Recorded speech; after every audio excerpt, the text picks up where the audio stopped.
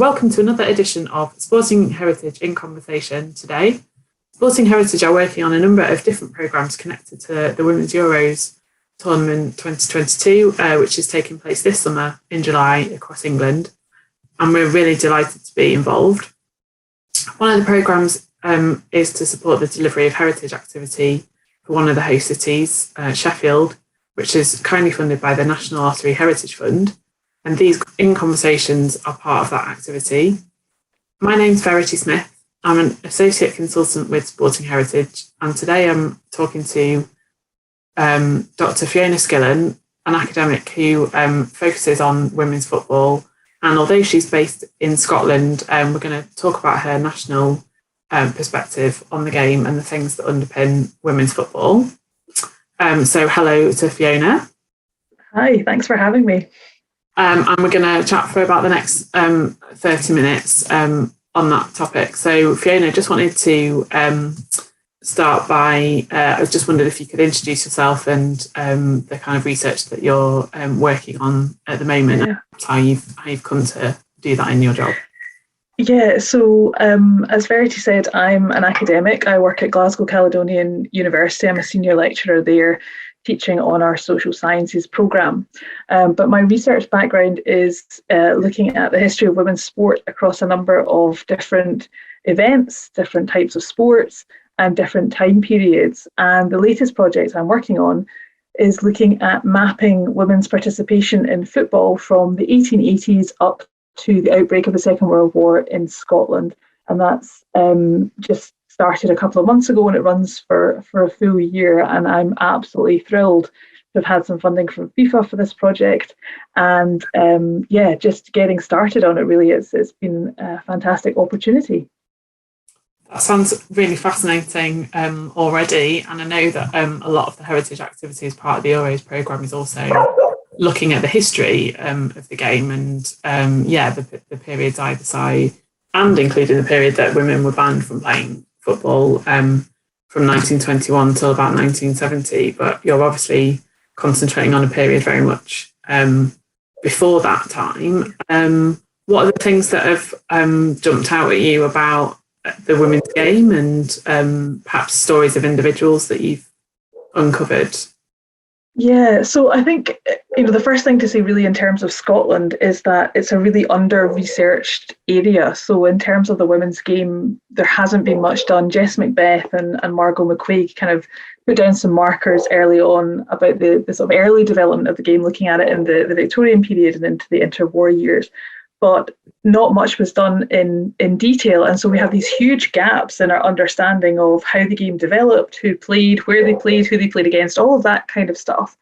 And so this opportunity to do this piece of research that I'm working on at the moment, hopefully will plug some of those gaps. And then in combination with the work that a colleague, Dr Karen Grunwell at Stirling is doing, she's looking at the women's game in the kind of post-60 period in Scotland. So we're kind of doing, I guess, two ends of the same story, that we're trying to, for the first time, effectively map out those developments in Scotland and see what happened. Because often, I think when we look at the history, there are two things that happen. The first is there is a general perception amongst people who don't know very much about sports history that women's football is a modern phenomenon, which it isn't, and which, this research and others have demonstrated, it goes right back to like 1628, I think is the first time in Scotland that we find mention of women playing football. And the second thing that comes about is often when we think about women's football, we think predominantly about the English experience and the English story, because that is what has been written and publicised the most. And so now what we're seeing is there are a number of researchers active across the UK and Ireland who are starting to really kind of drill down at a regional level and look and see, well, what are the stories and what are the histories in these kind of regional areas, and then how does that fit with the story of what was happening in England? And in some cases it mirrors it and it's the same, but often it's very different, as we found with some of the research already into teams like Rutherglen Ladies, for example. Have you looked at a number of regions? I mean, are there kind of themes that are cropping up that you've come across when comparing regions, things that obviously affect women involved in the game, like across the board, no matter where they are geographically? Yeah, so I think there are a number of things. I mean, for example, in the period that I'm particularly looking at, the FA ban in 1921, hugely significant across the UK and Ireland. So in some places there was a formal ban instituted, and in other places it was less formal. So, for example, in the case of Scotland, the SFA don't minute anything saying, we don't have a formal minute ratifying that there is a ban put in place. But what they do is, to all intents and purposes, they do have this ban limiting where women can play, limiting who can referee their games, and so forth. Mm. And so what happens there is that women's participation is kind of illegitimate. It kind of really discredits their participation, and that's really problematic. And I think there's a kind of stigma attached to that, which really, because the ban doesn't get lifted until the 70s, continues right through the majority of the 20th century. And so it really makes it difficult for women to get access to the facilities that they rightfully should have access to, really, the platform that the game deserves. And so it kind of undermines their participation often, or is used against them unfairly, I think, in a number of ways. They seem to have missed out on that, real development of the game over that 50 years. I know in another conversation that we've had with Dr. Gary James, he, made the point that actually, if you think about if the men's game had been banned for 50 years, actually what that would have done in terms of development of the game, but everything that goes around it, kit, role models, the development of skills, playing in different countries and tournaments and all that kind of thing. So it really sounds like, and actually I'm sure it felt like, women had a huge amount of catching up to do in that respect. And actually I would hope that gap is now very much narrowing, but can you get any sense of that and how that's happened in the last 50 years since they were able to start playing the game again? Yeah, I mean, I think we can see that again. I'm very much coming back to my own experience here in Scotland. I think we do see a narrowing, perhaps, of their sponsorship in terms of who's sponsoring it, the publicity they're getting, the media coverage that the women's teams are getting, the numbers of people coming to the matches. I mean, they're not comparable because obviously, as you very eloquently explained, we have had that period of difference, of limitation essentially being put on the women's game. And so they are still, I think, playing catch up. I mean, I think it's kind of unfair to compare them because I think men's football is quite a different beast in terms of the marketing of it, the money involved in it, and so on. And so I don't think it's a fair comparison. But what we can say about the women's game is that it is growing. It is growing in popularity. And I think there's a recognition of the skills and talents of the female players that are coming through our systems. And there's a much bigger attempt to keep those players, in Scotland or in the UK, that they're not having to go abroad to kind of find opportunities to play as well. Well, that's really encouraging to hear. What do you think of the things that have kind of have changed aside from publicity, I suppose? What are the things that have kind of gone into really promoting the women's game in all sense of the word, promote and develop it? And it is obviously growing in popularity. What do you think are the main factors that are contributing to that? So I think you're right. I think the publicity and the marketing of the game is a significant factor. Obviously, making people aware of where the matches are, when they're happening, just really basic actually things like that. Again, if we're looking at the Scottish picture, often the matches are played at kind of slightly odd times. They're played in slightly odd locations. They're until recently they really weren't played in the main stadiums, for example, of top flight male teams in the same way. And so that has been a real shift, I think, in the psyche of actually letting women's teams play on those grounds. And that in itself almost adds a kind of legitimacy is the wrong word, because obviously, women's sport is legitimate and doesn't need men to legitimize it. But I think it gives it a different platform by having it in these main stadiums. And certainly, again, in Scotland, there's been a huge push to make the women's game a kind of family-friendly atmosphere. Again, I think setting it in that opposition to the men's game, which is often seen as being, quite loud, quite aggressive, and a sort of very different kind of fan experience. The women's game in Scotland, they're focused very much on making this a family atmosphere.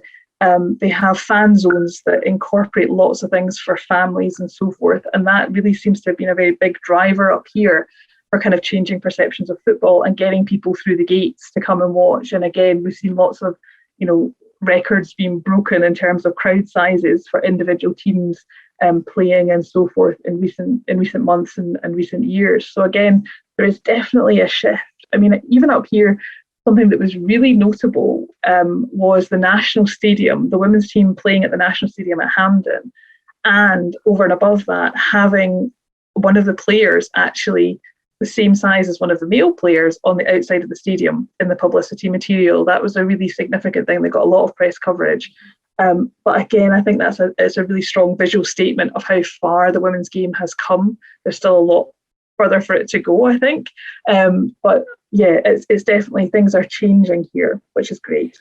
And that's a really good point about giving both the men's and women's game equal, like that visual publicity. Actually, they see the two alongside each other, and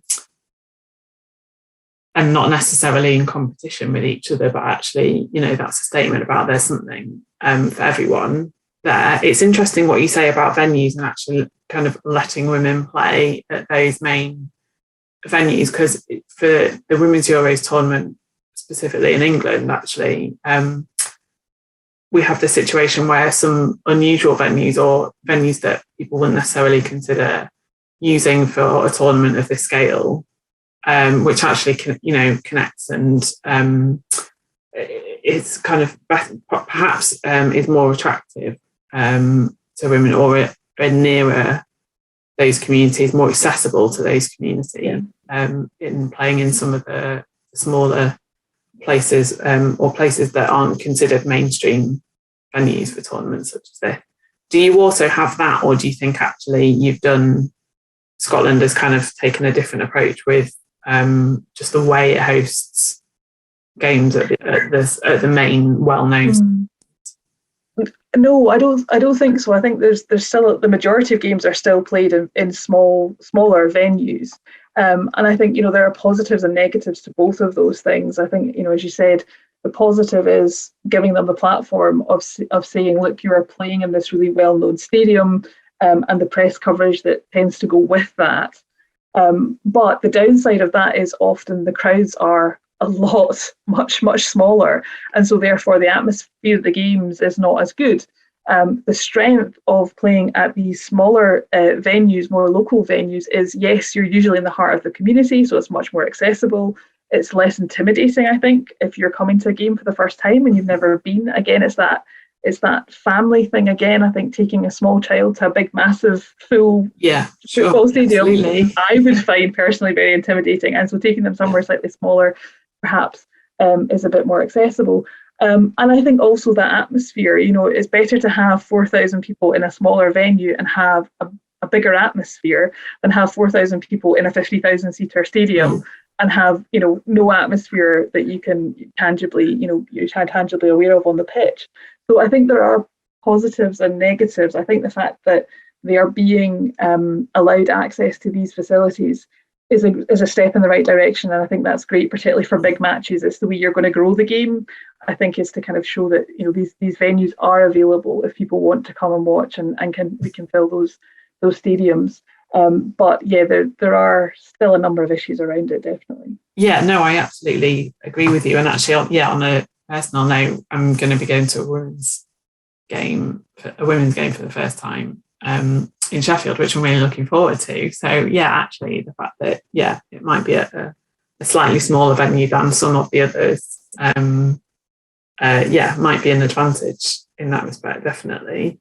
Do you think, in terms of the game in Scotland and at grassroots level, have you got positive examples of things that are really helping to grow the game? Because I know that in my conversation with Gary James, we also talked about the comparison with men's football and actually the investment, really, and that doesn't always filter down all levels. So I'm just wondering, from your perspective, in terms of the women's game, where are the positives that mean that the game? Yeah, I mean, there are a number of teams that I think do things very well. So, for example, Glasgow City.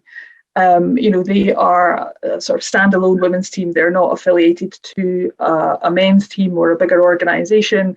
And for a number of years, they have just excelled in terms of the quality of play, in terms of the women who play for them, and in terms of their community engagement work as well. I mean, it just is fantastic. What we've seen, interestingly, in the last few years are a number of the large men's teams, so like Hearts, Rangers, Celtic, kind of getting on that bandwagon and establishing women's teams. And that's been really interesting to see how that develops. And indeed, going forward, it will be interesting to see how that develops, because they certainly seem to be putting money into that. They seem to be encouraging, women to come to matches, encouraging the team to play in their main stadiums and use their training facilities, the same ones that the men's team use.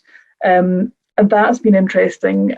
And again, I think going back to Rangers, I've had some dealings of working with them. They are opening a museum soon, looking at the history and heritage of Rangers. And I know that they have been really at pains to make sure that women's stories are included in that museum, that it isn't just about the men's team, which I think, again, shows that there's a shift in the mindset there, that women are part and parcel of the Rangers story now. And how do we tell that story about how their team came about, but also kind of cycling back to more kind of the period that I'm interested in looking at. How did women play in the First World War? What did that have to do with Rangers? And talking about how the stadium was used and the experiences of fans through the years as well. So even if they didn't have a women's team until relatively recently in their history, there have been female fans all the way through. And so trying to get some of those voices heard within the museum as well has been really important. So I think there are lots of different examples in Scotland of how the culture has changed, and teams that are doing that very successfully. That's really interesting, and I think it's definitely connecting it on a social history level, and looking at it sounds like you're looking at the game in terms of how it connects all different kinds of people and their experiences. And actually, it's not just about those that actually played it, but it's about everybody around that and that era and that culture, perhaps, their own little patch in the context that you're talking about within Scotland.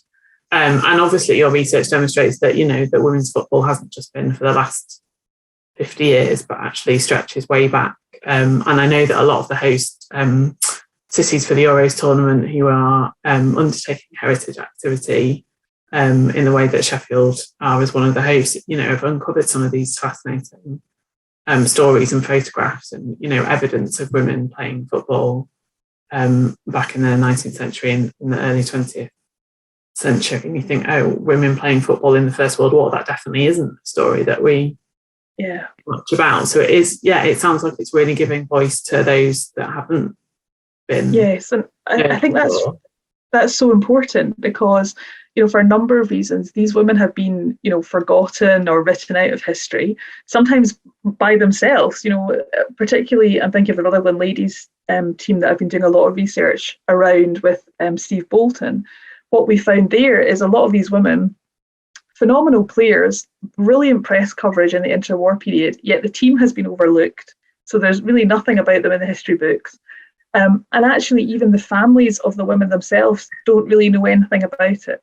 So that has been absolutely fascinating, making connections with players' families and talking to them and finding out about what these women were like, their personalities and so on, and kind of finding out, well, what do you know about your mother or your auntie or whoever, their footballing past. And often it's a case of, well, she used to kick a ball about with us in the garden, or somebody made a comment about her being a good footballer, but no one really kind of joined it up because, again, thinking women just didn't play football in that period. Yeah. And what we've been able to do in the project is actually demonstrate to them, here's what she did, here's where she went, here's who she played against, here's what the press said about her. And that's been phenomenal. It feels like one of the families actually said, it's like you're giving us a little bit of her we didn't know we'd missed. It's just so lovely to be able to sort of put that part of the jigsaw together for them.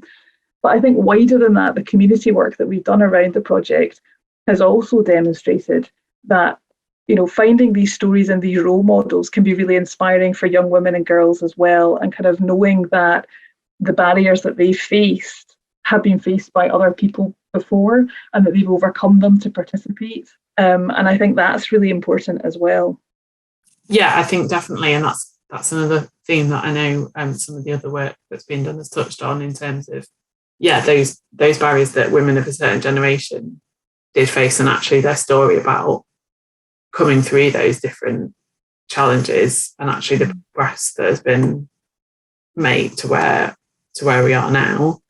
I mean, I know less about the women's game in a Scottish context, but I would hope that the legacy from a tournament about like the Euros for everybody gives that voice to women and girls and their histories and their heritage that has gone before. So that they're more encouraged to be involved, like you say, even if it's stories like, Granny used to have a kickabout with us, or that kind of thing. I think it's really kind of coming down to the level that people, might have stories or memorabilia from, for example, which is fascinating. In terms of your own involvement in football, I just wondered whether you could talk about a bit about how you came to come into this research. Are you big? Whether you've been involved in football yourself, sort of how you got into it, really. Yeah, so I'm not a footballer. I haven't really ever played, and I don't particularly have a passion for a particular team. My family are all footballers and all ardent football fans, so it is part of my life in that sense. But I came at it in a very similar way to a number of other projects that I've worked on, which is that I'm passionate about uncovering women's stories and celebrating women's stories that have been overlooked or forgotten. And so the first time that I tried to do this project was about 10 years ago. I was working at the University of Central Lancashire in the Institute for Football Research there, and tried to get funding unsuccessfully at that point. And so it was something that I just kind of put on a shelf and sort of forgot about and moved on and did other projects. And then with Scotland qualifying for the World Cup, again, that little kind of light came on in my head, and I thought this is something that needs to be explored a bit more. And that was really when I started working on women's football, and then various things happened, like COVID, and got in the way. And then last year, just over a year ago, I started working with Steve Bolton on what we thought was going to be a very tiny project looking at Rutherglen ladies. It started as a couple of blogs, and it really it grew arms and legs, and it has ended up being, it's been a wonderful project to be involved in, and it's been fascinating, the stuff we've been able to uncover. But it has grown into now the largest exhibition on women's football in Scotland. So that is currently at the Football Museum, and that's just had an extended run. It'll be there for most of this summer. And then that exhibition is going out touring across Scotland.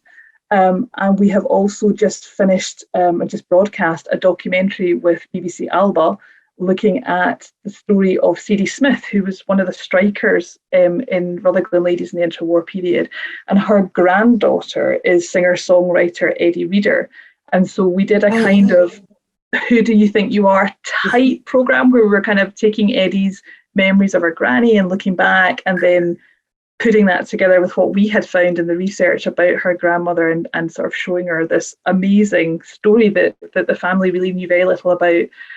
So that has just come out on BBC Alba. So it's been amazing, and the response has been phenomenal to the research, and the community response as well in particular. So that has kind of grown, and so that really spurred me on to say, right, I need to do this bigger project. And luckily enough, FIFA have agreed to fund it. So hopefully the bigger project will also inspire an exhibition or more community engagement, and again get more of these stories about some of these other teams out there and known, and that some of those gaps in our history and heritage up here in Scotland will be plugged with some of this research. Absolutely. That sounds fascinating. And actually, you've sort of partly answered the question I was coming on to about how you're kind of capturing and saving that content, and what your hopes are in terms of using it to develop the project. I think the challenge has been, particularly for the period that I'm looking at, there's very few people around now that can talk about playing football in the interwar period. Unfortunately, have kind of missed that opportunity to do oral histories and capture those memories. And so I'm very much reliant on what has been archived and press, local press from the time as well. So luckily, there is a massive movement at the moment in the British newspaper archive to digitise a lot of material from the period that I'm looking at. And because of that, it has made looking for little traces of kind of teams and events that women have played football at easier to find. Because prior to that, it was very laborious, and I am still doing some of the laborious stuff, going through microfiche and so forth to find traces of them. But I'm hoping in that way we're then able to kind of map what happened, when it happened, roughly. And I'm sure in generations to come, as more things are digitized and so forth, this will just be a starting point and people will build on that, I'm hoping. So that going forward, other researchers can use this material and can add to that archive. And again, I think it's also about shifting the discussion in the public as well, so that people realise there is value in that participation, and so that maybe they will come forward to the Football Museum and offer to donate granny's medals or photographs or diaries or whatever it might be, so that future generations have a bigger archive to explore and a richer vein of material to kind of to draw on when we're trying to map this history, and that recognition that we have lost those voices from the interwar period. So trying to capture them now, as Karen is doing in the 60s and the 70s, people who were active then, is so important, because often with women's sport, regardless of which sport it is, it's not very well archived or collected, and so therefore the voices are what is really important at getting at that experience and trying to piece it together from that. Absolutely vital. Absolutely. I mean, it means that you've got that authenticity and that authentic voice and that first-hand experience to connect with people and to share with people. And it sounds like you're really starting to build up that picture that will continue to be added to. That sounds absolutely fantastic.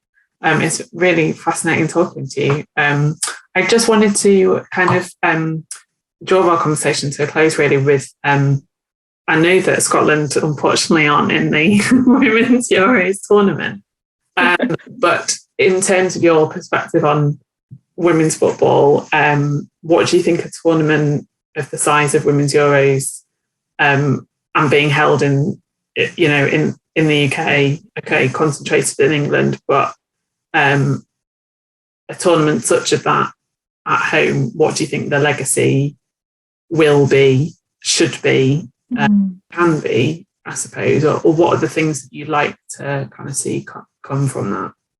Well, I mean, I think for me as a historian, I think the work that you're doing and your colleagues across the different groups, looking at this heritage project, that's really exciting, because that's then starting conversations in lots of different places and hopefully then embedding the importance of understanding this rich history and heritage of the women's game that will hopefully be built on in years to come. And I think that's what we're seeing in the last few years. There has been this growth in the number of people who are actively researching the history of women's football. And so I'm hoping that this kind of solidifies that, so that there is a more coherent story, because I think often we kind of take England as the benchmark, and even then sometimes we take kind of Dick Hare's as the benchmark of kind of experience of women's football historically. But in actual fact, there are lots of regional variations, as you're discovering with your project. and national variations. If we look at, Northern Ireland, Scotland, and Wales as well, there's lots of variations. So I'm hoping that there will be a bigger conversation about the history of the women's game across the UK and Ireland, and that going forward, the legacy of the Euros and this particular project will be to develop that history and that understanding of that history and heritage.